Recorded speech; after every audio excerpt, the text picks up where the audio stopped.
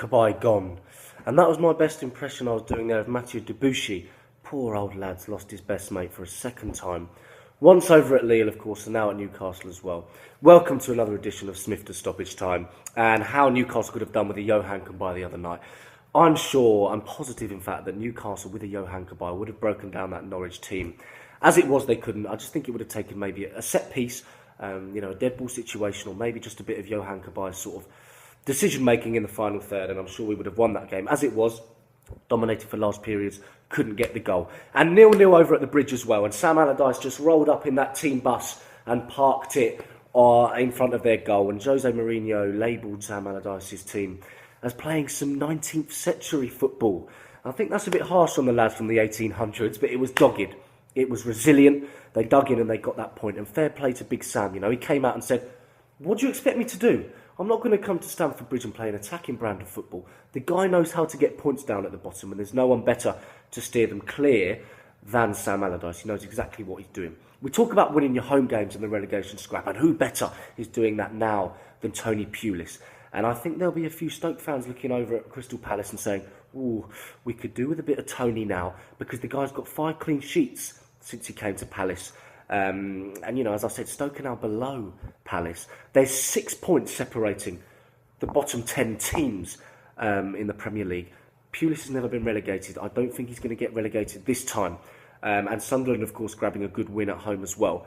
It's tight down there, tighter than Aguero's hamstring was last night when he limped off at White Hart Lane. 5-1 City winners there. 5-1, 6-0.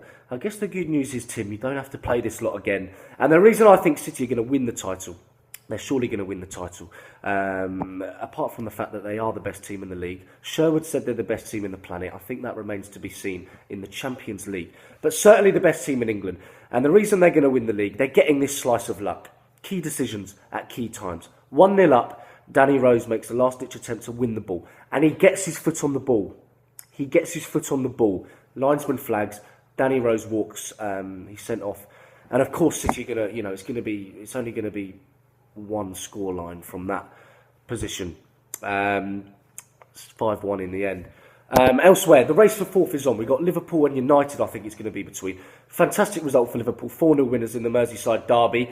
Sturridge grabbed a couple. Still can't see an Englishman take a penalty. Punching the other week, not that he's going to be on the plane. And the boys at United as well in the League Cup. Jones, Welbeck, can't take a spot kick. But United now, with Mata in the team. RVP coming back as well. Rooney to come back. There's this sense of optimism now at Old Trafford. And why not? I wouldn't rule out Moyes and United to get that 4th spot. Okay, it was 2-0 at home to the bottom team. But it's a start. And over at Villa Park as well, we had a barnstormer of a game, 4-3. What a strike from Fabian Delph, by the way, I might add. Lashed it in off the bottom of the bar. Pepe Mel, just come to England, likes to keep himself open at the back, scores goals as well. I'll leave you with that. Smiffta Stoppage Time, GAFF.TV.